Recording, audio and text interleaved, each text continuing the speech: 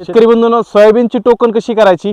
बेडवर जर तुम्ही सोयाबीन ह्या वर्षी लागवड करणार असाल तर आपल्याला टोकन मशीनचा वापर कसा ठेवायचा, त्याचं अंतर किती ठेवायचं, एका जागेवर किती बी पडलं पाहिजे आणि दोन दातातलं अंतर कसं ठेवायचं आणि बेडवर टोकन करताना काय पद्धत वापरायची तुम्हाला मी संपूर्ण माहिती सांगणार आहे। या पद्धतीने जर तुम्ही सोयाबीनची टोकन जर करताल तर तुम्हाला सहजरित्या एकरी 13 ते 14 क्विंटलचं उत्पादन बेडवर ह्या टोकन मशीनमुळे होणार आहे। तर टोकन कशी करायची आज आपण संपूर्ण माहिती बघणार आहे। तर व्हिडिओ नक्की शेवटपर्यंत पहा आणि सर्वात आधी आपल्या चॅनलला सबस्क्राइब केलं नसेल तर सबस्क्राइब करून घ्या, जेणेकरून अशा शेतीविषयक माहिती तुम्हाला सर्वात आधी मिळतील। नमस्कार, मी ऋषी मोठे पाटील आणि तुम्ही पाहतात ॲग्री सरकार। आता बघा शेतकरी बंधूंनो, बऱ्याच जणांना सोयाबीन टोकन करायची पण माहीत नसतं की योग्य पद्धत कोणती आणि चुकीच्या पद्धतीने सोयाबीनची टोकन करतात, मग उत्पादन येत नाही आणि मग तिथून पुढे शेतकरी बेडवर कधी सोयाबीनची लागवड करत नाही। तर बघा, बेडवर सोयाबीन टोकन करताना आपल्याला काय काय पद्धती वापरायच्या तुम्हाला अशा पद्धतीने टोकन मशीननी सहाय्यानेच जी आहे ती सोयाबीनची टोकन करायची। मजुराच्या सहाय्याने टोकन करू नका, म्हणावं तशी टोकन एक समान होत नाही, एक समान उगवण होत नाही, खोली होत नाही। आता टोकन मशीन घेताना आपण बघूयात की सुरुवातीला आधी काय काय काळजी घ्यायची। तर इकडे आणा कॅमेरा जरा। तर बघा शेतकरी बंधूंनो, टोकन मशीन करताना आपल्याला दोन दातातलं अंतर किती ठेवायचे? 5.5 इंच आपल्याला दोन दातातलं अंतर ठेवायचं। एका जागेवर तुम्ही 2 बी टाकू शकतात किंवा 1 बी टाकलं तरी जमतं। माझ्या शिफारसीनुसार तुम्ही एका जागेवर 2 बी पडलं तर जरा बरं होईल, कारण ह्या वर्षी जरा पाऊस काळ कमी आहे किंवा काही जण घरचं बियाणं वापरतात, मग अशा वेळी जरा उगवण चांगली होत नाही आणि पाऊस काळ कमी झाल्यामुळे खोडकिडीचा आजार होऊन जी किड येतं तो सुद्धा एखाद्या सोयाबीन खायचं प्रमाण वाढतं, रोपं सुकू शकते। त्यामुळे तुम्ही एका जागेवर 2 बी पडून द्या ह्या वर्षी। इथून मागं आपण 1 बी पाडलं तरी काय अडचण नाही, पण 2 बी पाडा आणि 5.5 इंच दोन दात्यातलं अंतर 5.5 इंच ठेवा, ह्याच्यापेक्षा जास्त ठेवू नका आणि ह्याच्यापेक्षा कमी होत नाही। आता बाजारामध्ये काही टोकन मशीन आलेत 4 इंचाचे, ते जर भेटलं तर तुम्ही 4 इंच ठेवू शकतात, पण जे आपलं रेग्युलर टोकन मशीन येतं ह्याचं दोन दातातलं अंतर आहे 5.5 इंच। आता हे झालं 5.5 इंच दोन दातातलं अंतर। मध्ये वाटी कोणती वापरायची? बघा, 11 नंबरची एक वाटी आणि 33 नंबरची एक वाटी। आता मी 11 नंबरची वापरली, तुम्ही 33 नंबरची वापरली तरी सुद्धा जमती। दोन्हीपैकी कुठली एक वाटी ह्या टोकन मशीनसाठी वापराय, म्हणजे ज्या वाटीने सोयाबीन हरभरा पडतोय ते बघायचं।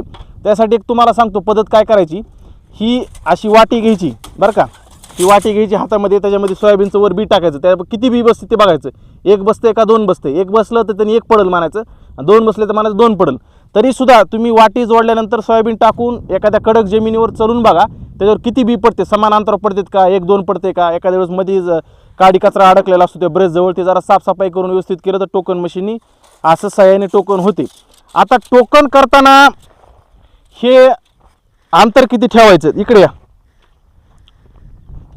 आता बेडवर टोकन करताना इथं खाली टोकन करायची का इकडे वर टोकन करायची, कशी करायची ती तुम्हाला मी सांगतो। तर बघा, हा जर आपण असा बेड काढलाय, हा बेड काढलाय, ह्या बेडच्या वरिंबाच्या उताराला आपल्याला टोकन करायची, वर टोकन करायची नाही सोयाबीनची, ह्या उतारा टोकन करायची। बघा, आम्ही ह्या बगलाला टोकन केली, ह्याच्यामुळे काय होते, पाणी जरी सोयाबीनच्या खाली निघून जातं, पाऊस जरी झाला तरी, वर जर केलं तर हिथं सारखं सोयाबीन वर पाणी राहतं, म्हणावं तशी वापसा कंडिशन राहत नाही, सोयाबीन एवढं चांगलं उत्पादन एकदम वर टोकल्यावर देत नाही। तुम्ही जरा बगलाला टोकन करा, तुम्हाला काही अडचण नाही। एका बेडवर तुम्ही 2 लाईनी टोकन करू शकतात आरामशीर, किंवा काही शेतकरी 3 लाईनी सुद्धा टोकन करतात। तर मध्ये अंतर आपल्याला बघा, आता हिथं टोकन केले समजा, तर दुसरी लाईन हिथं येणार आहे, तर जवळपास 1.5 फुटाचं अंतर येते, 1.25 फूट अंतर, कमीत कमी 1 फूट अंतर ठेवा। 1 फुटापेक्षा 2 उडीतलं अंतर आपल्याला जास्त पाहिजे, 2 बियातलं अंतर 5.5 इंच। अशा पद्धतीने आपल्याला ही टोकन वगैरे करायची। दुसरी एक काळजी काय घ्यायची की टोकन मशीनने आपण ज्यावेळेस टोकन करतो ह्या दात्याच्या वर एक अशी वाटी येते, ही वाटी आपल्याला काढून ठेवायची। ही जर वाटी नाही काढली तर काय होतं, जास्त बी खोल जात नाही आणि ह्या वर्षी एक तर पाऊस काळ कमी, जर वर बी पडला आपल्या कोणतर उद्याच्याला पावसाचा जर खंड पडला तर रोपं सुकायला लवकर जे आहे तर सोयाबीनचं झाड सुकतं। त्यामुळे काय करा, ह्या वर्षी का होईना निदान ह्या वर्षी वाटी काढा, वाटी जर काढली तर आपलं अर्धा 1 इंच जरा बी खोल जातं। ह्या पद्धतीने नियोजन करायचं। आता टोकन मशीन करताना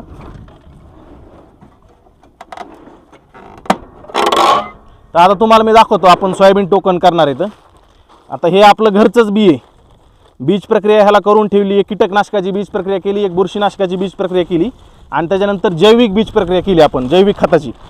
आणि हे सोयाबीनचं वाण मित्रांनो आपल्या घरचंच आहे। 2-3 वर्षापूर्वी आपण बुस्टर कंपनीचं KDS 726 हे वाण निवडलं होतं आणि त्यानंतर आता घरचंच बी वापरतो आपण। वर्षी बी बदल करणार आहे।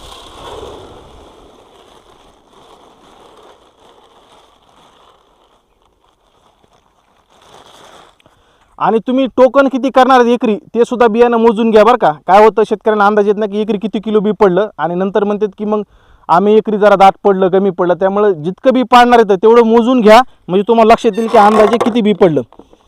आता ही KDS वाण आहे, टोकायच्या आधी आपल्याला बीज प्रक्रिया करायची. त्याची बिना बीज प्रक्रिया करता टोकन मात्र करू नका. कीटकनाशकाची बीज प्रक्रिया करा आणि बुरशीनाशकाची सुद्धा बीज प्रक्रिया करा. सोयाबीनला बीज प्रक्रिया कशी करायची आपल्या चॅनल व्हिडिओ टाकलेली मी, आणि बेड कसे काढायचे ते सुद्धा सांगितलेलं आहे. घरचं बी वापरणार असाल तर उगवण क्षमता तपासणी करून बघा. मी उगवण क्षमता तपासणी केली होती, आपलं बी सुद्धा चांगलं उगवले, त्याची व्हिडिओ सुद्धा आपल्या चॅनलवर टाकली. तर बघा, तुम्ही एकदा बी भरल्यानंतर तुम्हाला अशा पद्धतीने जी आहे ती टोकन करायची. फक्त ह्या टोकन मशीनला काय करायचं, सारखं महाग रिवर्स वगैरे घेत जाऊ नका. ते काय त्याला जे ब्रश वगैरे असतात का ते कधी कधी जाम होऊन खराब होतात. मग अशा वेळेस काय एका जागेवर 3-3, 4-4 बी सुद्धा पडतात. त्यामुळे होईल तेवढं टोकन असं सरळ करायचं. ज्यावेळेस तुम्ही असं बांधायला आला असाल तर त्या टायमाला असं एवढं उचलून परत तुम्ही ह्या काकरीला लागा आणि ह्याच्या बागलाला जी आहे ती टोकन करा. बेडच्या बागलाला इकडे या. बघा आता इथं दिसलं असेल तुम्हाला, एक बी आपलं ह्या जागेवर पडले, एकच बी पडले. 2 बी पाडले तरी सुद्धा जमतंय. हो का, हिथलं बी ही एक बी, अजून इथं बघू आपण उकरून किती बी पडतंय. हो का, इथं सुद्धा एकच बी पडले. असं तुमचं बरोबर टोकन एक बी पडतं. एखादी वाटी थोडीशी मोठी वापरली तर 2 बी सुद्धा पडतं.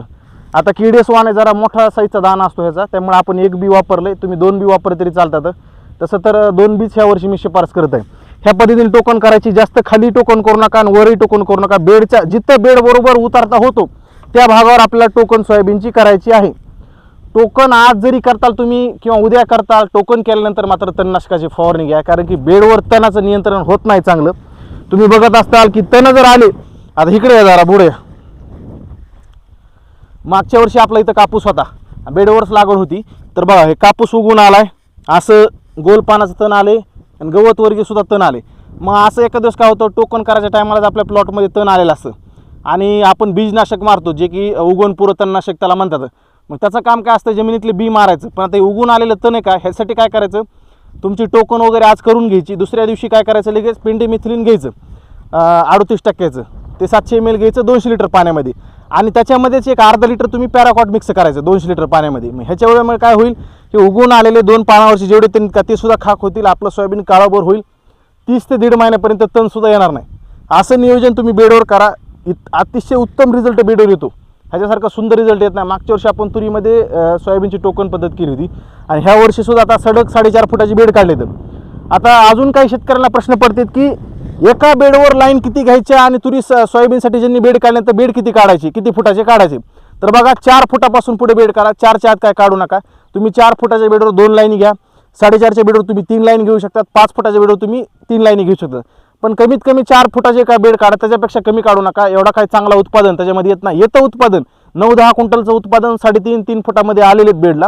पण जर तुम्हाला चांगलं उत्पादन घ्यायचं असेल, हवा खेळती राहायची पाहिजे असेल, तर 4 आणि 4.5 फुटाचं अंतर योग्य. ह्या पद्धतीने तुम्हाला बेड काढायची. तर जास्त खोल जे आहे ते बेड काढायचं नाही. हा जो गादी वापा आपल्याला हा रुंद काढायचा.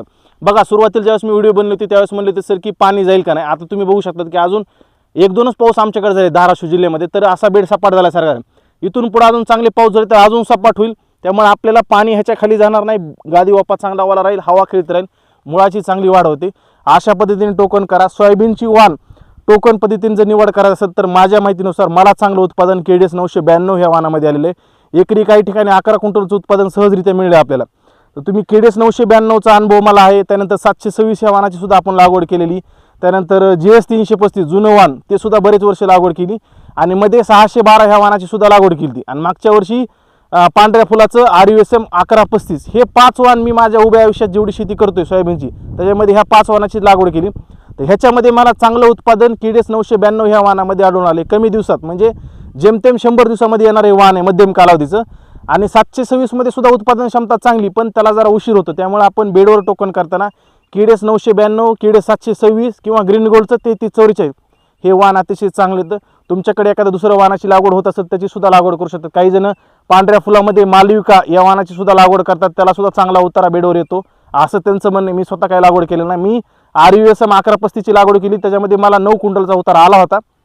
एवढी काय खास व्हरायटी मला वाटली नाही, पण मी ह्या वर्षी 992 करणार आहे. दरवर्षी 992 करतो आपण. तर बघा अशा पद्धतीने नियोजन करायचं.